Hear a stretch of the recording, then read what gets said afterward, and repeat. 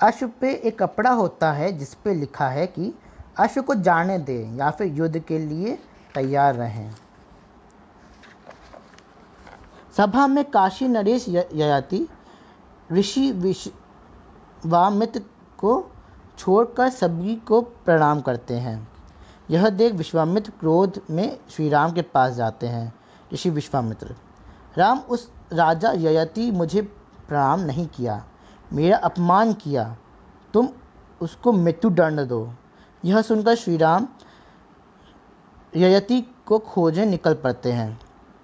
ययाति पता चलता है कि श्री राम उसका अंत करने आ रहा है। ययाति हनुमान जी की माँ अंजनी के पास जाते हैं। राजा ययाति: माता, आप मुझे वचन दीजिए कि आप मेरी सहायता करेंगी। माता अंजनी: मैं वचन देती हूँ। राजा ययाति: आप मेरी प्राण की रक्षा कीजिए। हनुमान जी आते हैं। माता अंजनी हनुमान जी से राजा ययाति की तरफ इशारा करते हुए: मैंने इसकी प्राणों की रक्षा करने की वचन दिया है, तुम्हें इसकी रक्षा करनी होगी। हनुमान जी राजा ययाति से: आप मेरे साथ चलें। हनुमान जी राजा ययाति को सरयू नदी के पास लेते जाते हैं। हनुमान जी: आप यहाँ पे के नीचे बैठ जाइए और राम नाम जपिए।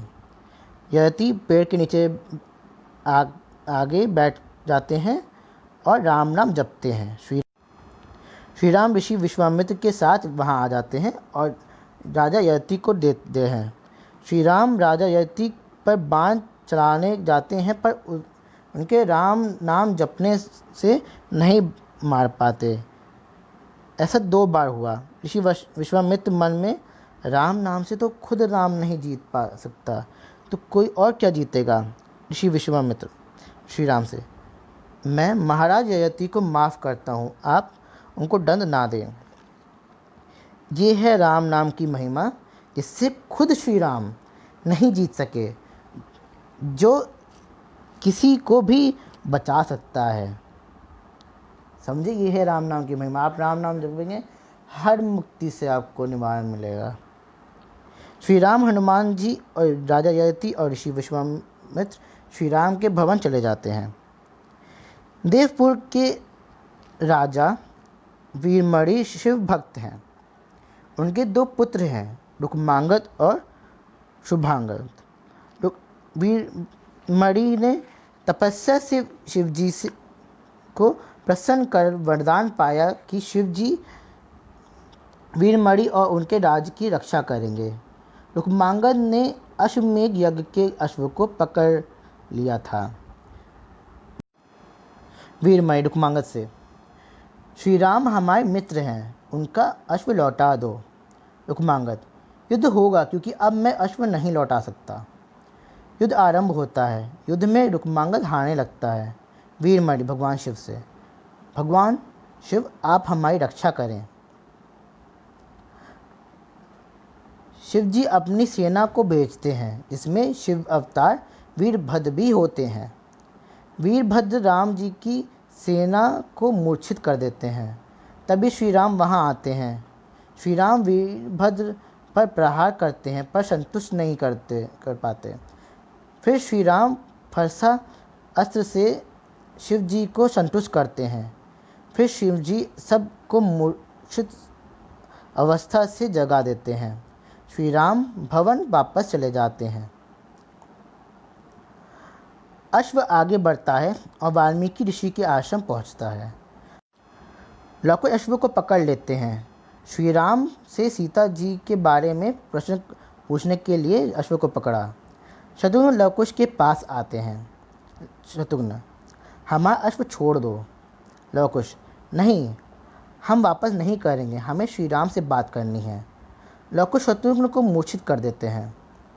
भरत और लक्ष्मण आते हैं, उनको भी लवकुश मूर्छित कर देते हैं। फिर हनुमान जी आते हैं। लवकुश हनुमान जी को बंदी बना लेते हैं। फिर श्री राम आते हैं। लवकुश: महाराज, हम आपसे कुछ प्रश्न पूछना चाहते हैं। श्री राम: पूछो क्या प्रश्न है। लव, आपने सीता जी को धोबी के कहने से क्यों छोड़ दिया? सीता जी ने अग्नि परीक्षा क्यों दी? श्री राम, मेरी मजबूरी थी। तुम दोनों अभी समझ नहीं पाओगे, जब बड़े हो जाओगे तब समझ आएंगे। फिर वाल्मीकि ऋषि आते हैं। ऋषि वाल्मीकि लव कुश से, पुत्रों, इन सब की मूर्छित अवस्था से बाहर निकालो। लव कुश सबको मूर्छित अवस्था से बाहर निकालते हैं। फिर सब अश्व को अपने साथ लेके चले जाते हैं। अगले दिन सीता जी लव और कुश के सामने। ऋषि वाल्मीकि, अब समय आ गया है कि अयोध्या वासी को उनकी गलती का एहसास दिलाया जाए। लव कुश, तुम दोनों जाओ अयोध्या और सबको उनकी गलती का एहसास दिलाओ कि उनने सीता पर गलत दोष लगाया, ये समझाओ। यह सुनकर लव कुश चले जाते हैं। अयोध्या पहुंचते हैं और गाते हैं। लव कुश ने गाया, निष्कलंक सीता प्रजा ने मिथ्या दोष लगाया, कौशल में ऐसा ऐसा एक दिन आया। लव कुश ने बार बार ये गाया। यह सुनकर श्री राम ने दोनों को अपने पास बुलाया। दोनों श्री राम के पास आए। श्री राम, तुम दोनों को ये कैसे पता? लव, हमारे गुरु ऋषि वाल्मीकि ने रामायण लिखी है और उनने हमें रामायण गीत में गाना सिखाई है। श्री राम, फिर कल से तुम दोनों मेरे महल में आना और यहाँ सभा में रामायण का गान करना। लव कुश, जैसी आपकी आज्ञा। लव कुश चले जाते हैं। फिर अगले दिन लव कुश श्री राम के महल में सभा के बीच में आते हैं। सब में महारानी कौशल्या, महारानी केकई, महारानी सुमित्रा, लक्ष्मण, भरत, शत्रुघ्न, उर्मिला, मांडवी, श्रुतकीर्ति, सभी ऋषि जैसे ऋषि वशिष्ठ, ऋषि भारद्वाज, ऋषि विश्वामित्र, सभी राज्य के राजा सुग्रीव, अंगद, विभीषण, राजा जनक और जामवंत होते हैं। श्री राम लव कुश से, तुम दोनों जैसे बालक अपने राज्य में पाकर धन्य हुए। मैं तुम दोनों को अंगवस्त्र पहनाकर सम्मान करना चाहता हूँ। लव कुश को अंगवस्त्र पहनाया जाता है। श्री राम, अब तुम दोनों रामायण का गान आरंभ करें। लव कुश, जैसी आपकी आज्ञा महाराज, हम रामायण का गान आरंभ करते हैं। लव कुश रामायण का गान आरंभ कर देते हैं।